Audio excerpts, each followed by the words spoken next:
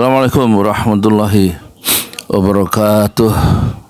Saya Yudi Pramuko, tukang donat dari Parung YouTuber tertua di semesta. Alhamdulillah, wassalatu wassalamu ala rasulillah. Sekarang hari tanggal berapa ini? 7 ya, Januari 2025. Usia saya sekarang 63 tahun 4 bulan 9 hari, dan saya akan bicara tentang serangan Prabowo terhadap Jokowi di hari-hari pertama ya, yang nggak disadari ya, oleh orang banyak ya. Ternyata Prabowo itu memang ahli strategi ya. Jadi sejak pertama dilantik, dia kemudian melakukan kunjungan kerja aktif ya pada pertemuan-pertemuan internasional, suatu yang tidak dikerjakan oleh Jokowi. Dia langsung kunjungan ke Brazil, ya, ke APEC ya waktu itu, ke Peru, ke Amerika, ketemu Joe Biden, kemudian ke mana lagi, ke Cina, dan pulangnya mampir ke Inggris ya. Ini serangan yang pukulan telak ya Prabowo terhadap Jokowi, yang absen, selalu absen ya dalam forum-forum internasional, tidak aktif ya. Langsung Prabowo membuat perbedaan. Apalagi kemudian kemarin itu Prabowo atau Indonesia diterima menjadi anggota BRIC ya. BRIC itu satu blok ekonomi negara-negara berkembang yang dibikin untuk melakukan penyeimbang terhadap negara-negara barat ya. Pendirinya tentu BRIC seperti namanya, yaitu Brasil, R-nya itu Rusia, I-nya India, C-nya itu Cina, kemudian BRICS, S-nya itu kalau tidak salah South Africa ya, Afrika Selatan, dan kemudian diperluas keanggotaannya menjadi ditambah Mesir, kemudian Ethiopia, kemudian Uni Emirat Arab dan Iran ya. Luar biasa ini ya. Nah, Indonesia diterima menjadi anggota BRICS ya. Sesuatu yang tidak dilakukan ya. Ada aspek internasional yang sangat aktif ya, yang dilakukan oleh Prabowo, dan ini sekaligus memukul ya satu kebijakan politik luar negeri dari Prabowo, dari siapa itu, Jokowi, yang bolak-balik bertahun-tahun absen. Ya, apalagi kemudian serangan untuk Jokowi itu bukan hanya dari Prabowo ya, di awal pemerintahan Prabowo setelah dilantik 20 Oktober, dan kemudian melakukan lawatan kunjungan ke luar negeri, dan itu sebenarnya memukul ya kebijakan Jokowi yang defensif ya, selalu berkutat di dalam negeri ya. Yang kedua, serangannya kemarin ada berita dari media berpengaruh dari The Straits Times, dari yang terbit di Singapura, bahwa Prabowo adalah 2025 ini akan menjadi 10 leader, 10 tokoh yang paling berpengaruh ya, bersama Xi Jinping, bersama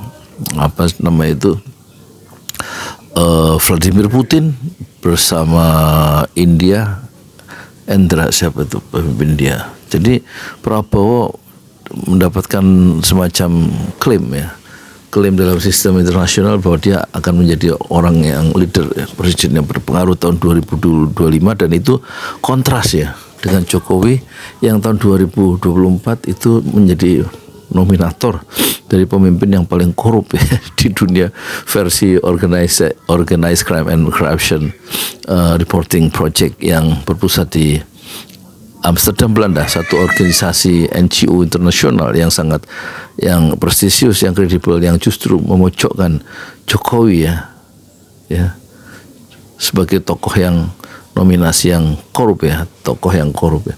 Berbeda dengan Prabowo yang kemudian dilambungkan oleh sistem internasional ya, menjadi orang yang paling berpengaruh bersama presiden-presiden termasuk Anwar Ibrahim, Putin, dan lain-lain itu.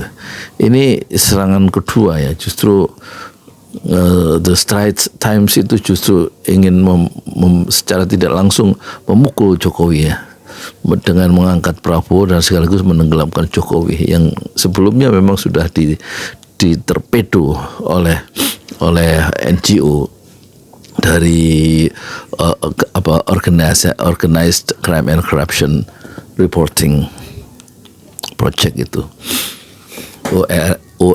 ORRC OCCRP ya.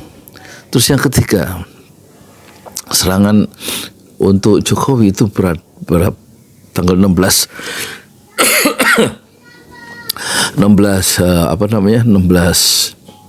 Desember ya, ketika surat pemecatan itu ditandatangani oleh Megawati dan Hasto yang memecat Jokowi sebagai kader partai PDI, sehingga peluang untuk menguasai PDIP yang katanya arus bawah PDIP mengendaki Jokowi itu layak untuk memimpin PDIP tertutup sudah, dan dia akhirnya terpuruk ya, bukan hanya terpojok, dia terpuruk ya, dipukul oleh Prabowo, kemudian dipukul oleh ORCCRP ya, kemudian dipukul oleh Straits Times dari Singapura, dan kemudian juga dipukul oleh PDIP sendiri. Dan tentu di luar dugaan peluang-peluang untuk dinasti Jokowi juga menjadi berantakan ya, ketika Mahkamah Konstitusi menghapus presiden threshold yang 20% menjadi 0%, dan itu tentu memperkecil peluang anaknya yaitu Gibran Rakabuming Raka untuk maju menjadi calon presiden. Ini semua 5 faktor ini betul-betul tentu di luar kendali dari Jokowi sendiri, sehingga dia seolah-olah sekarang berada ya dalam satu posisi di sudut sejarah, dan kemudian mendapatkan hantaman dari seluruh penjuru yang membuat dia tentu malu, tentu tidak berdaya setelah semuanya itu mengaitkan ya kepada perilaku politik Jokowi yang dia sekarang menerima hasilnya, menerima buahnya dari kegiatan-kegiatan dia selama 10 tahun mengelola kekuasaan yang tentu mencederai demokrasi. Jadi inilah serangan-serangan yang saling kait-mengait, dan tentu akan membuat manuver-manuver Jokowi dan pengaruhnya. Mungkin sebentar lagi pengaruh Jokowi yang masih beroperasi melalui menteri-menteri jadi kabinet yang hampir 50%, itu 16 menteri mungkin dalam 6 bulan ke depan tampaknya akar atau ya kuku pengaruh Jokowi lewat menteri-menterinya mungkin sebentar lagi akan dicabut oleh Prabowo ya melalui reshuffle kabinet.